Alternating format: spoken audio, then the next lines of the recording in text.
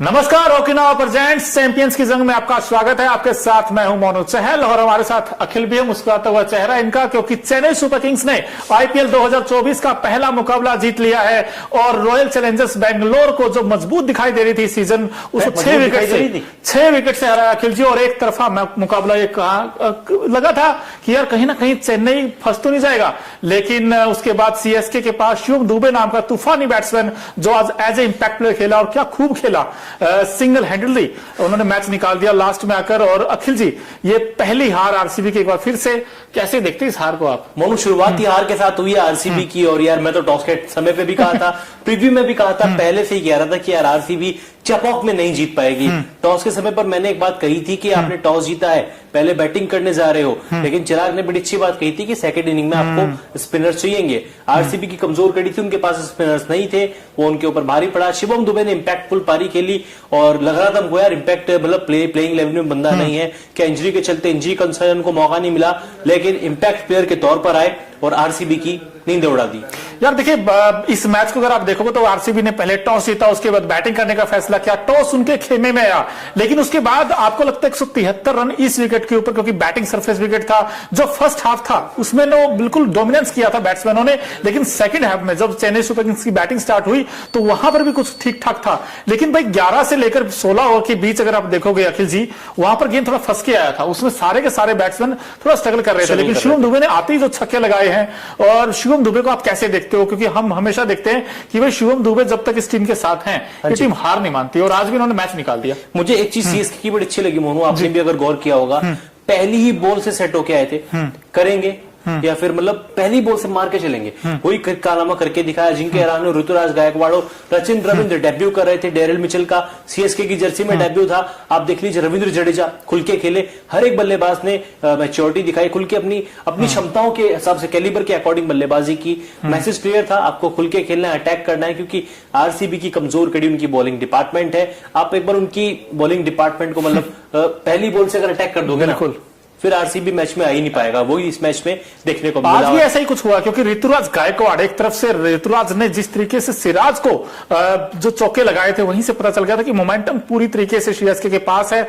और वैसे अगर आप देखोगे इस मैच को तो इसमें कई सारी ऐसी चीजें आपको दिखाई दी होंगी। जब टॉस जीतकर बैटिंग करने आई, वही फैफ ने जो बैटिंग की है आज अखिल जी, एक कहते ना उड़ा के खेलने वाली बैटिंग थी उनकी। उन्होंने जो 35 बनाए थे, बड़े तेज खेले, लेकिन विराट कोहली का जो कमबैक हुआ है 2 महीनों के बाद, विराट थोड़ा फंसे खेले। उसके बाद मैक्सवेल भी जल्दी आउट हो गए।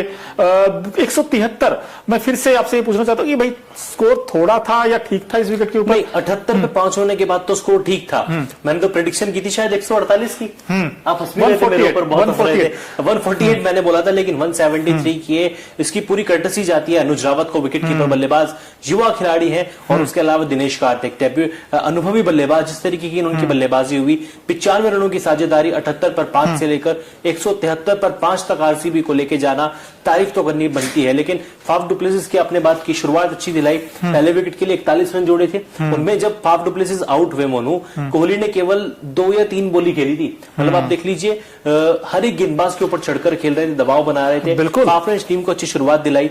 उसके बाद मौका बनता था पाटीदार के पास, मैक्सवेल के पास, लेकिन शायद पाटीदार को लगा कि वो अभी भी इंग्लैंड सीरीज में ही खेल रहे हैं। बिल्कुल। और ये देखिए, ग्लैन मैक्सवेल आते ही आउट हो गए पहली गेंद पर ही, और उसके बाद फिर रजत पाटीदार। इस खिलाड़ी का क्या किया जाए भाई, जब इंडिया इंग्लैंड सीरीज थी वहां नहीं कुछ खास कर पाए, और आज जब यह मौका मिला तो आज भी यहां पर मैं वही कह रहा हूं ना कि इनके जहन में शायद अभी भी वही चल रहा है कि मैं इंग्लैंड सीरीज खेल रहा हूं। विराट कोहली 2 महीने के बाद मैदान पर लौटे, 20 गेंद 21 रन, 1 छक्का, स्ट्राइक रेट 105 का, टी20 क्रिकेट में 12,000 रन पूरे किए। अनुज रावत आरसीबी के लिए बड़ी अच्छी पारी खेली, 25 गेंदों में 48 नाबाद, 50 पूरी कर सकते थे, 4 चौके 3 छक्के, 192 का स्ट्राइक रेट, बड़ी शानदार पारी। मोनू, इस बल्लेबाज को लेकर हमेशा क्रिटिसाइज, हम पिछले सीजन में बड़ी इनकी वो हुई आलोचना की अच्छी शुरुआत नहीं देते, मिडिल ऑर्डर में बैटिंग का मौका भी मिलता था। डेरिल मिचेल आपके सामने 18 गेंदों में 22 रन, 122.22 का स्ट्राइक रेट। और ये दिनेश कार्तिक, अब देखिए दिनेश कार्तिक क्या फिर से कमबैक करना चाहते टीम इंडिया में, क्योंकि जिस तरह की बैटिंग उन्होंने की है भाई, आज 38 बनाए हैं 26 गेंदों पर, 78 पर 5 हो गया था आरसीबी आरसीबी उसमें बैटिंग करने और जो पार्टनरशिप हुई थी, एक वक्त तो ऐसा लगा था कहीं 200 ना बन जाए स्कोर, क्योंकि सिर्फ 29 गेंदों पर 73 रन जोड़ दिए थे इन दोनों ने मिलकर। हालांकि वो लास्ट ओवर को उस तरीके से फिनिश नहीं कर पाया अच्छा, लेकिन फिर भी 173 अच्छा टोटल था। 174 का टारगेट जब आप चेज करने जाते हो, खासकर रचिन रविंद्र, इनके ऊपर बड़ी उम्मीदें थी। 37 इन्होंने बनाए, 15 गेंदों का सामना किया, 3 चौके 3 छक्के लगाए। ये टिपिकल खेले जैसे इनका अंदाज है, कुछ ऐसी बैटिंग थी। हाँ। लेकिन उसके बाद फिर ऋतुराज गायकवाड़, अब जो कैप्टन थे, हमें लगा था कि अच्छी पारी खेलेंगे, लेकिन आउट हो गए। 15 गेंदों 15 बनाए, इनका विकेट यश दयाल ने लिया था। अब 3 चौके इन्होंने जरूर लगाए, लेकिन अजिंक्य रहाणे, फिर से अजिंक्य रहाणे चमके हैं। 37 बनाए 15 गेंदों पर। ये एक अच्छी नॉक थी, एक कैमियो इनिंग कह लीजिए 37 की, लेकिन ये बड़ी यूजफुल नॉक थी। कैमियो इनिंग आपने सही कहा, कैमियो इनिंग आप कहेंगे 15 गेंदों में 37 रन, एक अच्छी पारी, एक अच्छे समय पर ये पारी है, क्योंकि पावर प्ले में बल्लेबाजी करने आ गए थे और जानते थे कि जो मैसेज इनको दिया गया था कि आपको खुल के खेलना है। रणजी में फॉर्म तलाश रहे थे, बिल्कुल फॉर्म में नहीं थे, लेकिन आज आईपीएल शुरू हुआ और दिखा दिया कि या T20 क्रिकेट में रहाणे से बढ़िया बल्लेबाज कोई नहीं है, क्योंकि जिस तरीके की बल्लेबाजी पिछले 2-3 सालों से रहाणे करते आ रहे हैं, काबिले तारीफ है। बिल्कुल काबिले तारीफ है। अगर वैसे भी अगर देखा जाए इस मैच में, तो भाई 2-3 बड़ी इंपॉर्टेंट आपको नॉक्स देखने को मिली हैं। चाहे आरसीबी की टीम की बात करें, सीएसके की बात करें, भाई सीएसके में जो ऊपर का टॉप ऑर्डर था, हमें लगा डेवन कॉनवे का वो कमी खली ने नहीं दी मेरे ख्याल से, क्योंकि जिस तरीके रचिन रविंद्रा ने, फिर रचिन रविंद्रा को कैसे देखते हैं आप, क्योंकि ओपन जब लेफ्ट राइट कॉम्बिनेशन के पास है ऋतुराज और रचिन रविंद्र, अब तो यही रहेगा मेरे ख्याल से सेटल। अजिंक्य रहाणे नंबर 3 ही खेलेंगे। रहाणे ने कुछ गलत नहीं किया, आज अच्छी बैटिंग की है। नहीं, अजिंक्य नंबर 3 ही खेलेंगे। पहले बल्कि मैं बड़ा सोच रहा था कि यार आपने ऑक्शन में रचिन को ले तो लिया, लेकिन आप खिलाएंगे कहां पे, क्योंकि आपके पास मोइन अली भी है और शायद धोनी मोइन अली को बाहर नहीं छोड़ेंगे। लेकिन अब तो डेवन कॉनवे बाहर हो गए, आज ओपन का मौका भी मिला। जिस तरीके से रचिन रविंद्र ने बल्लेबाजी की, पूरे सीजन के लिए उन्होंने अपनी कुर्सी पक्की कर ली है कि मैं ओपन करूंगा, गायकवाड़ के साथ ओपन करूंगा। और न्यूज़रूम में बात भी चल रही थी कि किसी का कहना था कि इस सीजन की खोज साबित होंगे रचिन रविंद्र आईपीएल 2024 की। बिल्कुल खोज साबित होंगे, लेकिन आप भाई 174 का टारगेट डिफेंड क्यों नहीं कर पाया आरसीबी में? आपसे सीधा सवाल पूछता हूं। मुकेश जी ने भी यही सवाल पूछा, वो कह रहे हैं कि आप 173 बना के भी कैसे हार गए। वही कैसे हार गए, और फिर जब आपके पास सिराज जैसा आपके पास गेंदबाज हो, क्या आपने अपने सवाल का जवाब खुद दे दिया है मोनू। सिराज जैसा गेंदबाज हो यार, सिराज जैसा ही गेंदबाज है, बाकी टीम के पास क्या है? यश दयाल को आप इंपैक्ट प्लेयर के तौर पर लेके आए, जबकि आपको पता है कि उनकी हिस्ट्री कैसी रही है। जब से उनको 5 छक्के पड़े हैं, उसके बाद आईपीएल में उसकी काफी पिटाई हुई।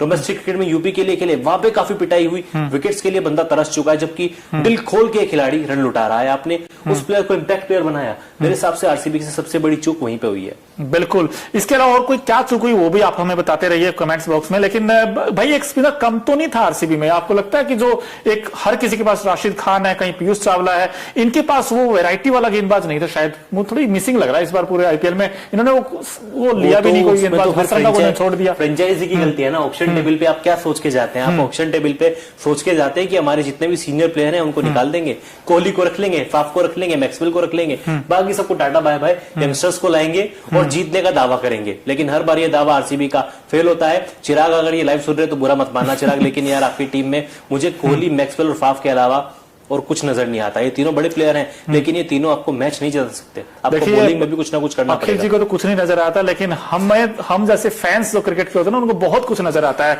तो वहां पर जब ये चेपॉक में मैच खेला गया था, तो कलरफुल मोमेंट इतने अच्छे आए वहां पर निकलकर। तो भाई एक नजर डालते हैं ओकिना of effective colourful moment of the day पर, जो आज के बड़े खास रहे थे। उसमें आप ऑडियंस देखिए, आरसीबी के फैन की तारीफ करनी पड़ेगी भाई। जहां भी मैच हो आरसीबी के फैन आपको नजर आएंगे। और ये अक्षय कुमार का आप देख रहे हो, उसके बाद ये थाला एमएस धोनी के फैंस भी आपको नजर आएंगे, आरसीबी के फैंस भी आए हुए थे, जिसमें आप देख सकते हैं ओकिनावा की स्कूटी हर एक कलर में आती है। वैसे कलरफुल मोमेंट हमको देखने को मिले ओकिनावा आईपीएल 2024 के पहले ही मैच पे थाला और चेन्नई में मैच और थाला के नाम के पोस्टर्स ना आए, थाला को सपोर्ट करने लोग ना पहुंचे, असंभव। आरसीबी के भी कुछ समर्थक थे, लेकिन कुछ ही थे। और लेकिन थाला की बैटिंग नहीं आई वैसे। वैसे ड्रेसिंग रूम में कोई बात नहीं, अभी पूरा सीजन है और धोनी अपनी बैटिंग से जरूर खुश करेंगे। हालांकि विकेट कीपिंग अच्छी की और मैं कहूँ कप्तानी भी अच्छी की, क्योंकि बार बार जिस तरीके से बॉलर्स को रोटेट करना, फील्डर्स को रोटेट करना। कप्तान ऋतुराज गायकवाड़ है, लेकिन मेरे लिए तो कप्तान एमएस धोनी है। बिल्कुल, लेकिन अगर आपसे ये पूछा जाए अखिल जी, इस मैच का टर्निंग पॉइंट क्या रहा था? क्योंकि एक वो उस समय जब मोमेंटम उनके साथ था, 78 5 होने के बाद वो जिस तरीके से 173 तक लेके गए, वो अच्छा नॉक थी, फिनिश अच्छा किया। लेकिन सीएसके के लिए turning point of the match क्या रहा आपको लगता है? सीएसके के लिए तो नहीं मिली, लेकिन आरसीबी की हार का टर्निंग पॉइंट मोनू मेरे हिसाब से 110 पर जब 4 थे, जब आपकी टीम स्ट्रगल कर रही थी, 13 ओवर खत्म हो चुके थे, आपने मयंक डागर के ओवर पूरे क्यों नहीं कराए? 10वें ओवर के बाद आरसीबी ने मयंक डागर को बॉलिंग क्यों नहीं दी, जबकि 2 ओवर में काफी कंजूस बॉलिंग की, केवल 6 रन दिए, विकेट उनको नहीं मिला, लेकिन आपको शायद मयंक डागर को बॉलिंग करानी चाहिए थी। यहाँ पे आरसीबी ने गलती की, क्योंकि आपको पता है कि आरसीबी चेन्नई के मैदान पे सेकंड इनिंग में स्पिनर्स का बोलबाला देखने को मिलता है। करण शर्मा ने भी 2 ओवर डाले, हालांकि थोड़े महंगे साबित हुए, लेकिन मुझे लग रहा है कि फाफ डुप्लेसिस को अपने गेंदबाजों का सही तरीके से उपयोग करना नहीं आया। बिल्कुल उपयोग करना नहीं है। हालांकि देखिए सीएसके ने बड़ा अच्छा यूज किया गेंदबाजों का, और हम लोग जब कहते हैं ना टर्निंग क्या ऐसा रहा था, जब मेरी नजर में जो टर्निंग रहा था वो था जो गेंदबाजी की है खासकर सीएसके की टीम ने। इस बार देखिए पथिराना नहीं थे इस टीम में, लेकिन उसके बाद भी जो कमबैक किया है इस टीम ने, बार बार देखिए धोनी में कुछ तो है यार इस टीम में, क्योंकि हर किसी को स्टार बना देते हैं ये, भले ही नाम उतना बड़ा ना हो, लेकिन फिर भी इस टीम में है ना हर कोई ऐसा लगता है स्टार रखे जी, बिल्कुल, क्योंकि जिस तरह का परफॉर्मेंस वो करते हैं, और ये टीम एज ए यूनिट और पोटेंशियल पर खेलती है, इसीलिए तो आप आइए एक नजर डालते हैं